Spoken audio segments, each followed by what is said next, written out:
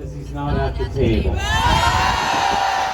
The Canadian Union of Public Employees Local 5047 continued their strike in Halifax and surrounding areas. The strike began Wednesday, May 10th, when the union representing over 1,800 support workers of the Halifax Regional Centre of Education could not come to an agreement on wages with the Nova Scotia provincial government. The job action has brought HRCE's pre-primary program to a halt, and some students who rely on support workers to navigate their education have been asked to stay home. It has been a hot topic politically and a subject of conversation across social media platforms. However, how the strike came to be and what was actually asked and offered between CUPE 5047 and the provincial government is a question often raised by the public. So I asked. CUPE 5047 President Chris Melanson gave context and commentary of how the strike happened. Bargaining started approximately 4 years ago, really. We encountered a few difficulties that everybody in the province did. Once COVID hit, it kind of put a stop on that because the focus isn't so much on bargaining and moving forward. It was really focused on COVID and retaining those jobs and having an understanding. Throughout that time period, it's important to note that our members pivoted. They did a lot of great things to which, the Liberal government at that time asked. We actually made an agreement with the government that they could ask our members to go into like long-term care homes, specifically Northwood there, where COVID was running rampant and a lot of the workers were getting sick. We did create that agreement that they could ask. They didn't mandate, but they could ask. And we had some members that stepped up to the plate and went to work in there. Fast forward as we're working through COVID, we pivoted to an online setting. We pivoted to a back to school setting, but only for certain children. We pivoted back to, it may be closed for the remainder of the year, and then it was going to be remaining open. Our members answered that call and did so with pride, provided the services to the best of their ability under those circumstances, and we made it through. With the lifting of COVID-19 restrictions, in-person bargaining was made possible.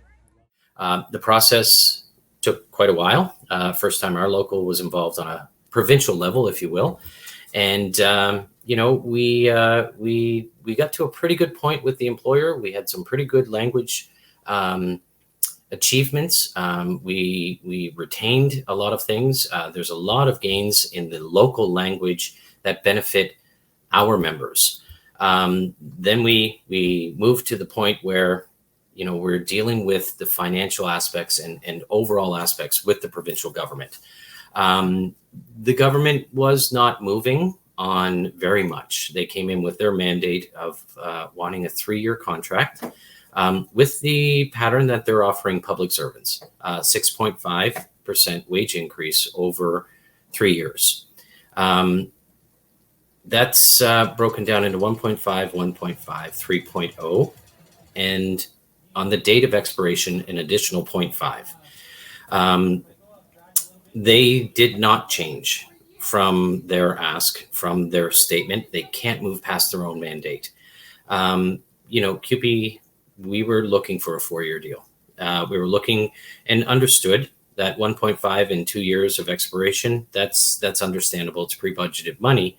However, we need more to lift everybody up.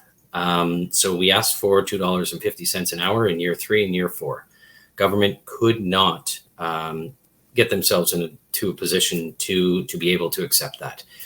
They could not move past their stance, their mandate. Allan MacMaster, minister responsible for labor relations and the only leader minister of the provincial government either checking or willing to respond to emails, had the following statement on the agreement. We are disappointed that the tentative agreement, which was recommended by the union, has been rejected in Halifax. CUPE represented employees in 7 out of 8 educational regions, including CSAP, or 64% of CUPE represented employees have accepted the deal. CUPE asked for provincial bargaining and wage parity across the province, and the employers, with the assistance of the province, delivered. We believe the wage package offered is fair, and so did the majority of CUPE represented employees across the province. In rejecting this tentative agreement, CUPE Halifax has asked for changes that would undo equal pay within their own membership elsewhere in the province. The other locals taking the agreement isn't entirely clear to the public. President Melanson explains. We definitely have heard government, whether it be Minister of Finance, say that it seems that our members are greedy and they can't understand why we can't accept something that other people have. This is to put it in layman's terms, this is not an attempt of overthrowing anything by the members of CUPE Local 5047. The other locals ratified their agreements, as it would really appear that it was a better situation for their members due to the harmonization of those wages at times, due to the increases to some of the trades they have, and due to other classifications seeing and recognizing benefits. Some of those locals had members that are working at minimum wage, and some of them have members that are working under $20 an hour in the education sector. There were benefits to those classifications because there's language in that would draw them up by maybe $1 an hour, $2 an hour.